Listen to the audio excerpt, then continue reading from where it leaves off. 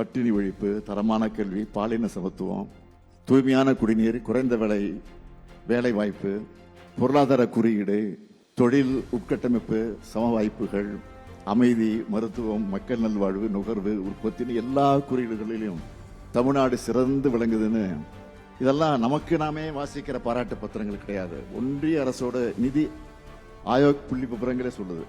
நாட்டுக்கே முன்மாதிரியா வழிகாட்டியாக இருக்கக்கூடிய கலைஞர் மகளிர் உரிமை திட்டம், விடியல் பயணம், புதுமை பெண், தமிழ் புதல்வன், காலை உணவு திட்டம்னு முற்போக்கான தொலைநோக்கான நாட்டுக்கே முன்னோடியான அத்தனை திட்டங்களையும் பல்வேறு நிதி நெருக்கடிகளுக்கு இடையில தான் செயல்படுத்திக்கிட்டு இருக்கோம். மத்திய அரசுன்னு சொல்லிக் கொள்ளக்கூடிய ஒன்றிய அரசோட நெருக்கடி இருந்தாலும் அந்த நெருக்கடிகளுக்கு மத்தியில அதை பத்தி கவலைப்படாம தமிழ்நாட்டு நலன்கள் மட்டுமே மனசுல வச்சுக்கிட்டு தமிழ்நாட்டு மக்கள் மேல நம்பிக்கை வச்சு இந்த திட்டங்களை நாங்கள் இன்றைக்கு செயல்படுத்தி கொண்டிருக்கிறோம்.